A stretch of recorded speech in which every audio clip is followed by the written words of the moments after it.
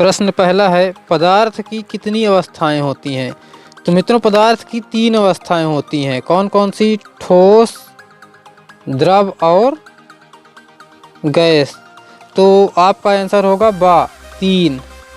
अगला क्वेश्चन देखते हैं, पदार्थ की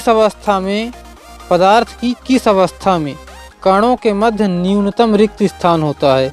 तो मित्रों ठोसों में जो होता है कण सबसे पास होते हैं, इसलिए आपका आंसर होगा 8 ठोस।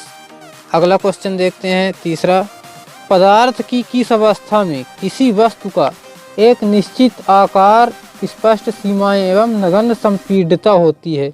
तो मित्रों संपीड्यता क्या होता है? दाब लगाकर किसी भी पदार्थ के अणुओं को पास लाना। तो आपका आंसर होगा सही आ ठोस। ठोसों में संपीड्यता नगण्य होती है, यानी ठोसों में जो है तो अणुओं को पास नहीं लाया जा सकता, वो ऑलरेडी पास रहते हैं। चौथा क्वेश्चन है, पदार्थ की वह अवस्था जिसमें द्रव्य का आकार नहीं परंतु आयतन निश्चित होता है। इसका मतलब ये होता है कि पदार्थ का आकार नहीं होता परंतु आयतन होता है। तो इसमें से कौन सा सही होगा? पहला देखते हैं, ठोस का आकार और आयतन दोनों निश्चित होते हैं। गैस का ना तो आकार निश्चित होता है और ना ही आयतन। तो आपका आंसर होगा सही बा द्रव। इसका आकार निश्चित नहीं होता परंतु आयतन निश्चित होता है। छठवां क्वेश्चन है, न्यूनतम विसरण का गुण पाया जाता है। तो सर्वाधिक विसरण का गुण किसमें पाया जाता है? गैसों में। इसके बाद उससे कम द्रवों में, और सबसे कम विसरण का गुण पाया जाता है ठोस में। तो आपका आंसर होगा 8 ठोस। सातवां क्वेश्चन है, गैसों के किस गुण के कारण उन्हें सिलेंडर में भरकर रखा जा सकता है? तो इसका आंसर होगा संपीड्यता। संपीड्यता क्या है? किसी पदार्थ के अणुओं को दाब लगाकर पास लाना संपीड्यता कहलाता है। अगला क्वेश्चन है, रिक्त स्थानों की पूर्ति कीजिए। तो पहला है, जिस न्यूनतम ताप पर ठोस पिघलकर द्रव बन जाता है वह इसका क्या कहलाता है?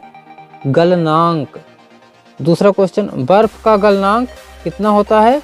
0 डिग्री सेंटीग्रेड, और केल्विन में बात की जाए तो -273 डिग्री केल्विन। तीसरा क्वेश्चन है, जल के कणों की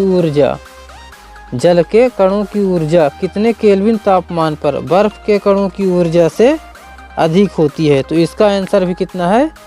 -273 डिग्री केल्विन अर्थात 0 डिग्री सेंटीग्रेड।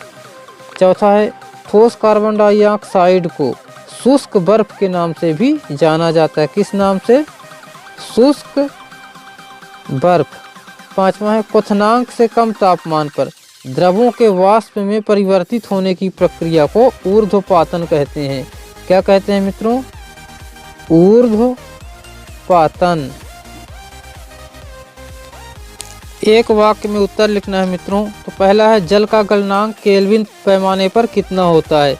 तो अगर डिग्री सेल्सियस में देखा जाए तो 0 डिग्री सेंटीग्रेड, और केल्विन में देखा जाए तो 0 डिग्री सेंटीग्रेड में -273 घटाएंगे तो केल्विन में कितना हो जाएगा? -273 केल्विन। दूसरा क्वेश्चन है, 300 केल्विन तापमान का डिग्री सेल्सियस में क्या मान होगा? तो मित्रों 300 केल्विन को डिग्री सेल्सियस में बदलने के लिए -273 करेंगे। तो 300 - 273 तो कितना आ जाएगा? 173 डिग्री सेंटीग्रेड। अगला है, जल का क्वथनांक कितना होता है? तो मित्रों जल का क्वथनांक 100 डिग्री सेंटीग्रेड होता है। अगर केल्विन में बात करें तो 100 में +273 कर देंगे तो कितना हो जाएगा? 373 केल्विन।